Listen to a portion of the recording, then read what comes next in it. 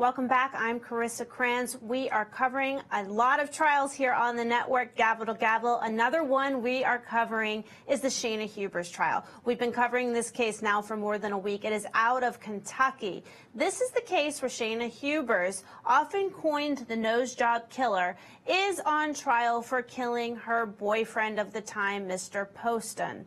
She is now standing her second trial. She was already found guilty and sentenced to 40 years in prison. That's her boyfriend's picture up on the screen. But because a juror in the first trial was a convicted felon and that was not disclosed, she was granted an appeal after being in jail for 6 years. She has now had her second trial where the prosecution's put on their case, the defense has put on their case. We just finished closing arguments today, and soon the jury will be getting the case for deliberations. This time, though, the case is slightly different, which makes it more interesting than the first time.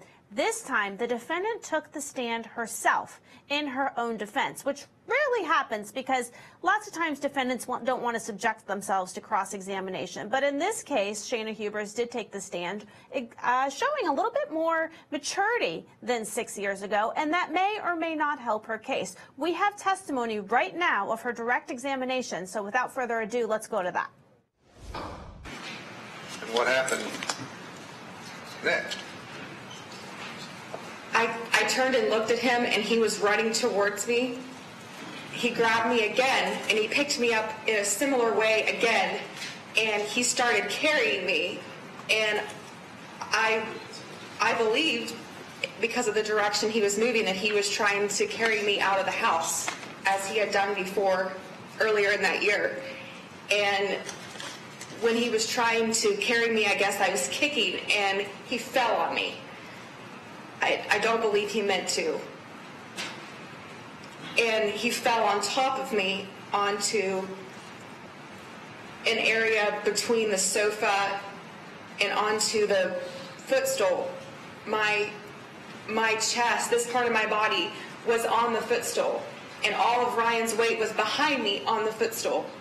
And he had all of his weight on top of me, and he laid on me in that position for what felt like a while. I'm not sure how long it was. And he had one hand in I had my hair in like a messy bun, and he had one hand up in my ponytail, up in my bun, like this. And he was screaming in my left ear. So his body was kind of behind me and to my left. He was screaming in my left ear. You remember anything he was saying? Yes, I do. What was he saying? He screamed at me, "You're a fucked up person. And you're a fucked up person because you were touched when you were a little girl. And that's why you can't orgasm, and that's why I can't love you, and that's why no one will ever be able to love you." How many times did you shoot?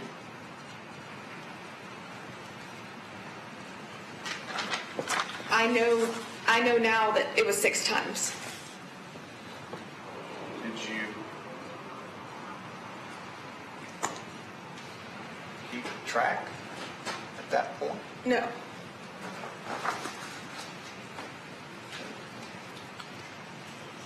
Do you know what happened when you first shot him? You know what his body did? If you know. When he was first shot, he let out a really loud noise that sounded like an animal. It sounded like a bear, some type of wild animal. And it really freaked me out.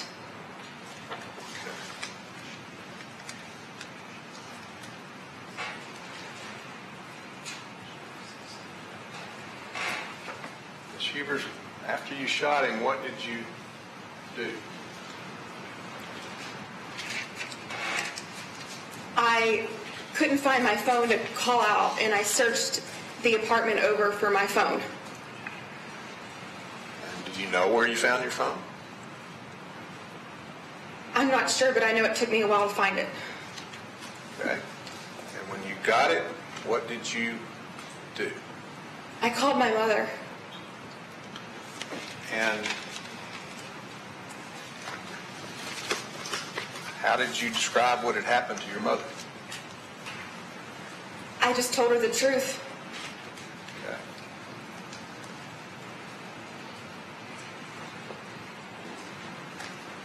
Do you recall who used the term self-defense Yes. during that conversation? Who was it? My mother. Did you call anyone else after you spoke to your mother? 911. Okay. And when you did that, did you follow the instructions of the 911 operator? Yes, sir. Welcome back. I'm Carissa Kranz. What you were listening to on the stand right there is testimony from Shayna Hubers herself. She took the stand in her own defense. She is the defendant, and she is standing her second trial now for killing her boyfriend, Mr. Poston. 6 years ago, she had her first trial. She was found guilty and sentenced to 40 years. Now this is her retrial, and it is different this time because she took the stand, and that's the testimony you were just listening to, was her testimony in her own defense on direct examination. With me is Latonia Hines, a prosecutor. Latonia, I want to dissect this. I'm listening to her this time. She seems very concerned, in my opinion, a bit rehearsed, but I'd like to know your thoughts, and then we'll see how she handled herself under cross-examination. Well, she needs to seem sympathetic to the jury, especially because you've got to be able to explain 6 times you shot this man. And part of the defense, Lisa, it's been at least in the past, is that she's somewhat of a battered girlfriend type of situation. And so she's got to seem composed, and she's got to seem very kind of meek, which is definitely a different type of personality than somebody who would have shot somebody 6 times and said, here, you finally got your nose job. So I think she's doing what she needs to do, and I think she's learned something from the first trial. Do you think she's overcoming the interrogation videos that we saw in the prosecution's case of her just babbling on and on and on and doing pirouettes in the interrogation room and singing Amazing Grace and shouting out, I did it, yes, I did it? Is she really coming back from that by taking the stand in her own defense? Well, here's what she's doing for taking the stand. All jurors want to hear from the defendant who's on trial. They do. Even though they've been told that they don't have to, that it's not, you shouldn't hold that against the defendant if they just choose not to take the stand because they don't have to. All jurors want to hear from them. And the fact that she's taking the stand is very good in her defense. The problem, though, much like you said, is the fact that you've got these interrogation videos. And that's where they're going to need to bring their own expert in and say that, you know, when somebody who's been battered and they've gone through different things, they just react in different ways. And that even though this seems very strange, she's been going through a period of abuse for a long period of time, and that she was just, you know, kind of out of it. And that's how they're going to have to try to overcome that. That's why she's calm now versus what happened at that time. All good points. Now, let's see how Shayna Hubers handles herself in cross-examination, because so far, so good on direct. I don't remember I don't remember exactly what I said on the 911 call. Even now, I have to listen to it to remember it because I don't have great memory of saying those things.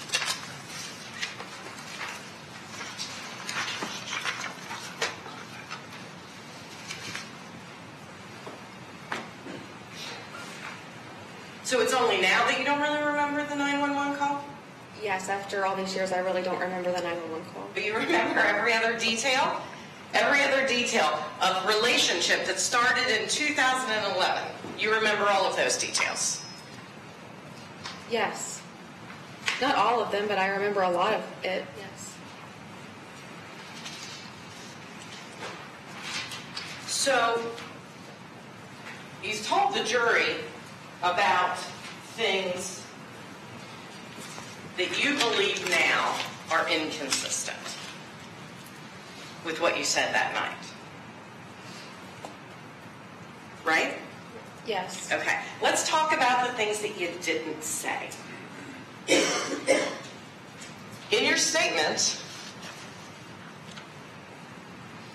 you never mentioned being bent over a stool, did you? No. In your statement, You never mentioned feeling like your neck was going to be broken. Did you? I think I said he had my face and stuff, and that's what I meant by that when I said something about he had my face. That's what I was talking about. I just didn't have the verbiage or the words to put it there. Well, let's talk about the words that you used. You said he grabbed me by the neck. That's not the same as what you testified to here about being bent over a stool and feeling because of the weight of him, your neck was going to break. That's two totally different scenarios, right? I was describing the same scenario using different words, and I didn't have the accurate words at the time to describe it. I was in a state of shock. I don't believe I was... Objection, Your Honor. I'm going to ask for that to be stricken. You have experience with guns, don't you? I've used guns more than once. Okay. In fact, you grew up in a household with guns, didn't you? My parents did not have guns. I lied to Ryan and told them that I knew more about guns than I did to impress him. Okay, so if I can approach what's been marked as Commonwealth's Exhibit 197, can you please look at that and see if it looks familiar? Yes. And can you tell the jury what that is that you're looking at? These are text messages between Ryan and I. Okay. What is the time, the date that those messages were sent? July 5th, 2011. Okay. Read the jury what your lie was to Mr. Poston about guns. Objection sustained. Welcome back. I'm Carissa Kranz. That is Shayna Huberson on the stand for herself in her own defense on cross-examination. And as you can see there, the defense, the state is now cross-examining the defendant by trying to poke holes in her testimony, by trying to say she has manufactured statements to fill in the blanks of saying things now that she never mentioned at the time. They're trying to cast doubt in the jurors' eyes of what she's saying. With me, Latonia Hines, I want to have a discussion with you on her testimony. Do you think that the cross-examination is effective, or do you think she's holding it together pretty well, garnering the sympathy of the jurors, which she was doing quite well with direct?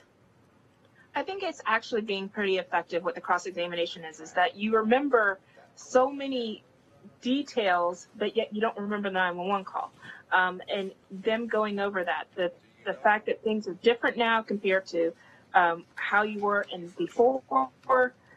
You know what? She's learned and figured out what she needs to do to, get a better result in this trial. And I think that's what the prosecution is showing. Yep, she certainly has nothing to lose by throwing it out there and coming up with additional information that she could say at the time she didn't disclose because it wasn't probed properly, or she was under, anxiety, or the adrenaline, she doesn't remember. So who knows how the jury's taking it? That'll definitely be a juror's question for us to sit and watch, and we'll see how the facts come down and what kind of verdict comes down. But for now, we have to go to a quick break. After the break, we have some other top trending crime stories around the country, but let's go to a quick break. We'll be right back. Welcome back. I'm Carissa Kranz. That is prosecution closing arguments in the Roy Oliver case. They are putting on their case to say that this officer acted unreasonably under the circumstances by killing the 15-year-old teenager. Latonia Hines, thank you for joining us and being a part of this. We don't have time for you to comment, but I wanted to give you the opportunity to sign off in person before we go to our next break. For those of you staying with us, please stick with us. After this break, we're going to go to defense closing arguments. Stick with us. We'll be right back.